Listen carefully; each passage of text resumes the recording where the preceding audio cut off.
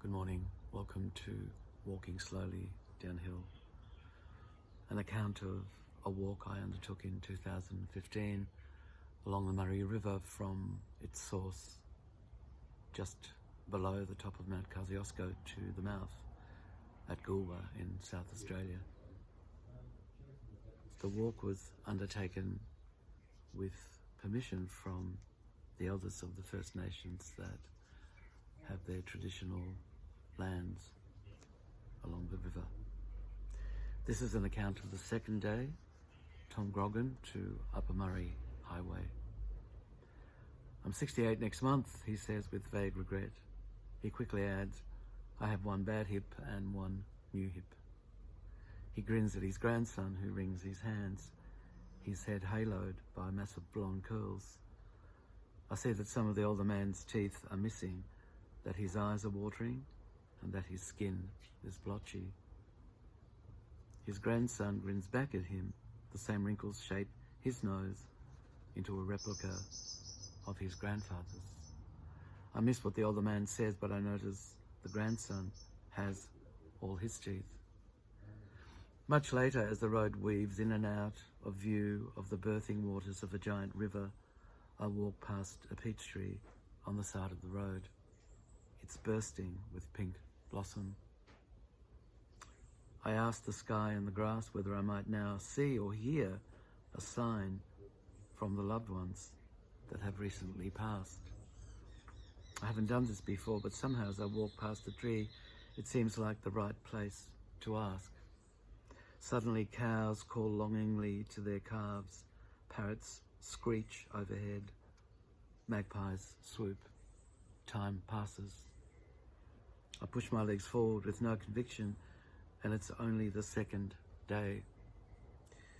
The pickup point promises to always be around the next bend, but it never comes. Later still, I'm looking straight down the throat of the valley, ringed by impossibly high blue-green mountains. The road winds up and away from me. New breezes rise up from the river. All the ones I love seem far away. Where has time gone? Does not mean the same, does not feel the same, does not carry itself with the same rhythm. My phone rings, shattering the air. My child's mind insists on constantly asking, how far still? A bend, and the rendezvous is right there by the riverbank.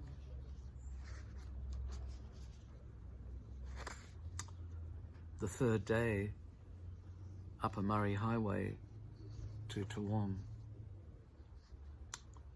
So much water, channels, pools and ponds, streams, dams and creeks, waterfalls and the flowing river. It begins to rain. The road skirts the river from its beginning and then rises above it, a viewing platform from which a great patterned green jewelled plain stretches into invisibility. Huge mountains rise above the plains, and further into the distance, snow-capped giants rise high still. Not a breath of wind, a bend south-facing now.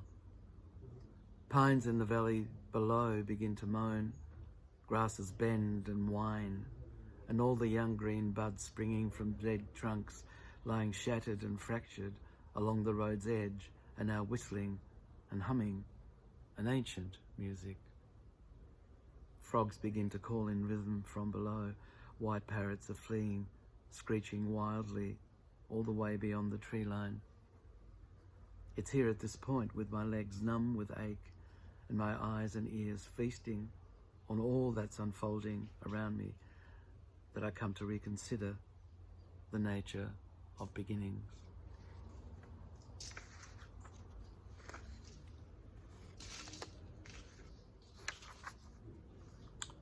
The fourth day, Tintaldra camping ground. I wait to clear blue skies and a bird song I haven't heard before. I stand outside and feel my legs. Everything's tight. A perfect day to paint the caravan. Steve and I drive to Clario to shop for materials. The town is like a living room. Everything has its place and everyone seems to know where it is. After all, it's their living room and they're so very comfortable in it, oblivious to how outsiders might experience discomfort as a luminously silent ecstasy.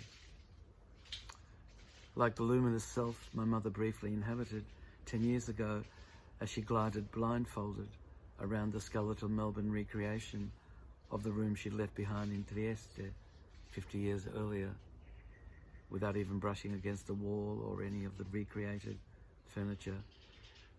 That kind of silent ecstasy. An hour's wait for the paint to be mixed according to the chart, only to open one that's dull brown instead of bright green. Never mind, use what comes to you. The colours are more delicately nuanced than the ones I'd chosen.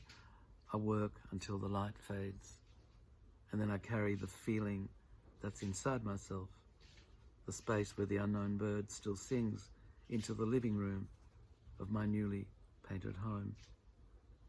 Tomorrow, I'll walk again. I can't wait.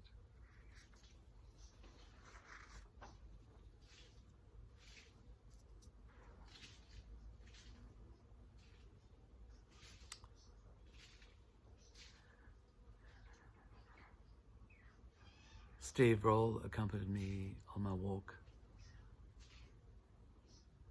helped me to set things up, drove the caravan, generally was of support and inspiration. Steve Roll, a younger Melbourne artist.